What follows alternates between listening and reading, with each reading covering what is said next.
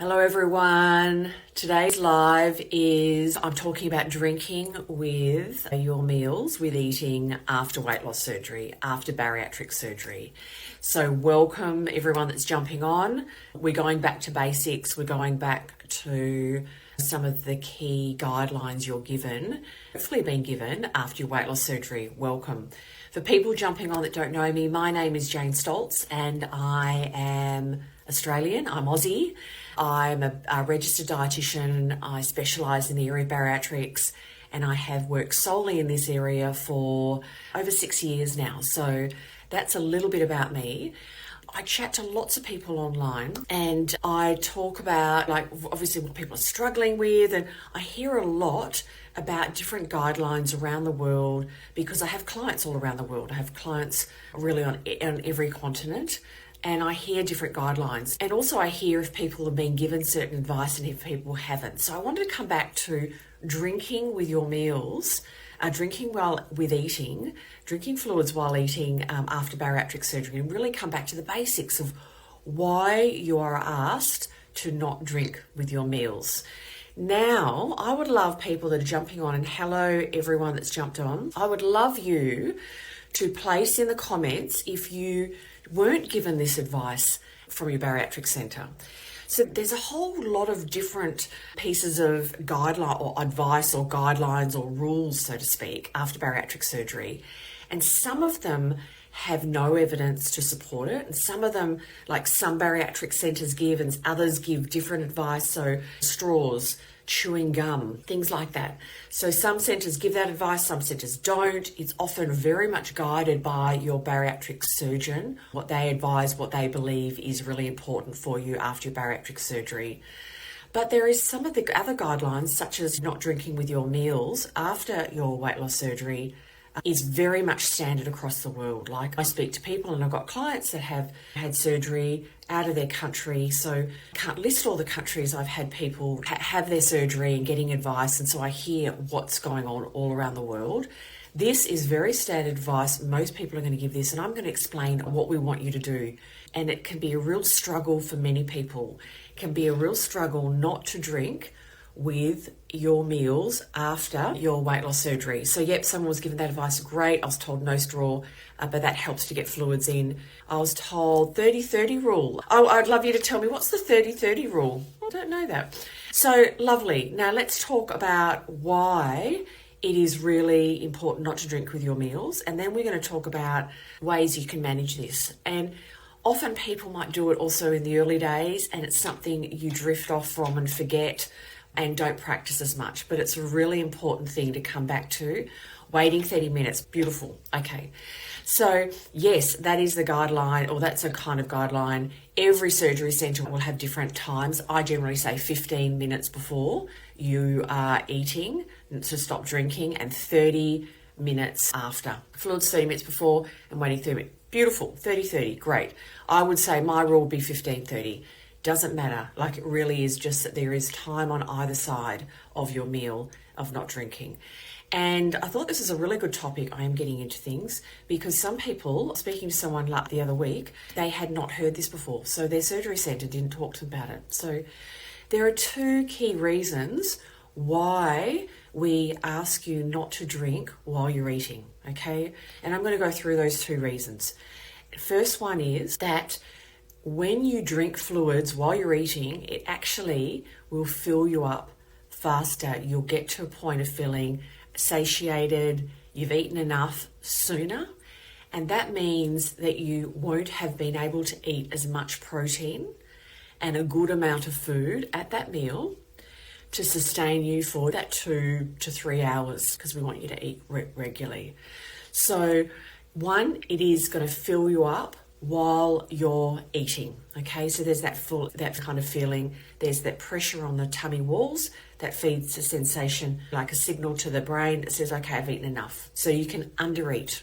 But also what happens, and why there's also that 30 minutes after eating that we don't want you to drink, is that when you drink with food, it actually can flush and get that contents, that meal, the contents of your tummy to leave the stomach earlier. So we've got talking different surgeries with a Roux-en-Y, with bypasses where there's a pouch. You have no sphincter at the end. You've lost your pyloric sphincter at the end of your pouch, okay?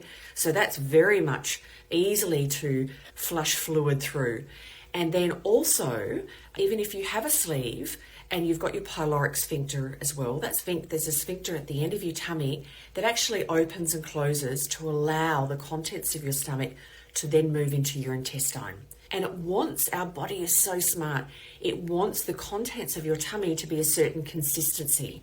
When you've chewed, but it's not going to be at the consistency that your body wants. Your body gets acid in there and that's fluid, so it's starting to break down the food, and it wants it to be a certain consistency before it enters your duodenum, your small intestine, first part of your small intestine. So when you put fluid in, it actually means that your food in your tummy is going to pass sooner. It gets more liquid sooner and more of that consistency that the body wants, and it lets it into your intestine sooner. So you don't get that same level of satisfaction from your meal, that satiety. It can mean that you need to feel like you need to eat sooner after your meal. And we want you to prioritize protein at your meal and not kind of process that food as fast as possible. We wanted to have it as slow as possible to get that full satiety from that meal. So 2 reasons: filling, but also flushing food out of the tummy, moving food out of the tummy or the pouch sooner. So any questions about that, please let me know. I just want to recap and revisit it. So 1, people can do it in the early days and drift off and forget. So it can be really great to come back to it. Has anyone did it in the early days and then forgotten about it? It can be really challenging not to drink with your food because you can get really used to drinking with your food. Let's talk about some strategies. 1 is we don't want you to be having high salty food because that can have that more desire to drink with your meal. That's 1. We can use reminders. We can use like our little buzzers on our smartwatches, on our phones, to help remind you to stop drinking on either side. Does anyone jumping on, we're talking about not drinking with your meals after your weight loss surgery. Does anyone else have any strategies or any things that help them remind them, or if they've forgotten? Because it's a very common thing to forget to do over time. Scorpio goes, I take sips every now and then, but I don't make a habit of it. And look, a small sip, and this is what I also talk to clients about if they have struggles to get vitamins down. If you take multivitamins, and bariatric vitamins have a lot in them on a empty tummy, they can be really hard to tolerate. Having them in the middle of a meal can be really helpful. A few bites of food, small sip of water, multi down, and then more bites of food. And that can really help tolerate. So small sip, that's fine. Dana, yeah, my struggle is definitely when I go out for breakfast and dinner, I'm having coffee or a beverage, I guess recovering it all at once. Yeah, look, it can be really hard when you go out for a meal and out of your kind of normal environment. And that's something we're going to work on that. And we're going to talk about having a bit of a plan, looking at kind of the timing. So it could be that you have a coffee, but then you wait 15 minutes before you start eating. So we'll look at that. It is very much of a habit that you keep practicing it and it does get easier. But yes, it's very normal to have a drink with your meal, with your breakfast, with your dinner. And it's just about maybe ordering your drink first, and 15 minutes is not that long. I don't go with, when you've got basically nothing in your tummy and you have a coffee or a drink or something like that, that's going to go through your stomach quite quickly, okay? So that's why I only have 15 minutes before, 30 minutes after. But we'll look, when you have a drink with your meals for the last 46 years, totally. And it is hard. When I'm talking to people before their bariatric surgery, things come up that they're worried about being able to do. But yeah, they're concerned that it's going to be a challenge. And sometimes it's these little things that you never thought before surgery would be as hard to do. Because old habits die hard, and that whole experience of drinking when you're eating it is very hard to break. So thank you so much for sharing. Yeah, hi Sky, yeah. And thank you for Sky, because I know people's handles and then I know names, but sometimes I do forget. But I go, oh, I know that. I know we've chatted. So it's a very common challenge. Drinking fluid is a common challenge as well. And then we're asking you to not drink either side of your meal and take out a chunk of time out of your day. That is why I'm so passionate about regular meals are getting structure, because we have this chunk of time that you're not drinking, you're eating and you're not drinking.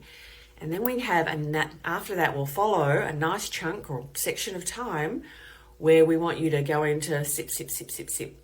And they're these really kind of chunks of the day that you can sip and chunks that you can't. When you're well hydrated, it's a lot easier not to drink with your meals. Like, you won't have that same maybe desire. Higher salt foods are going to mean it's more, you want to feel like you're drinking more. But also it's that experience of drinking with your meal. So I hope that's helped. I wanted to come back to one of the really kind of key guidelines that people are given. There is evidence, there are reasons why we ask you to do this habit and practice this habit. And it's not easy. It is very much around looking at how you put things in place to support you to do this, to remind you to do this. Because if you don't do it often, if it's not coming naturally, you lose it. You don't forget, you don't remember in your busy day. We often need reminders, things in our environment to remind us. And I wanted, coming back to the basics, reminding you why. So thank you so much, everyone, for your time. As I said at the beginning, my name is Jane Stoltze. I'm the Bariatric Nutrition Coach. I work with people and coach and support people before surgery and after their surgery. And my coaching, even though I've got 3 levels in my bootcamp, it's very personalised. I've got 3 different levels of options in my coaching program. And I want to let you know that my coaching is very affordable. And I'm saying that because so often people message me and say, Jane, I want to get to know about your program, but I don't know if I'm going to be able to afford you. And I say, there is no harm in finding out more about what my coaching and support looks like. And I let you know what my fees are and all the different options I have with my payment plans. Because I don't want people not getting support because of finance. I want you to have and know that what's the support I offer. So if you have interest, or if you're struggling, you would like more support before or after your bariatric surgery, please just send through the word support. I'll come back and we can chat more. And thank you so much for your time today. Thank you so much for your comments. And I really look forward to being back here next week. Bye for now. Bye.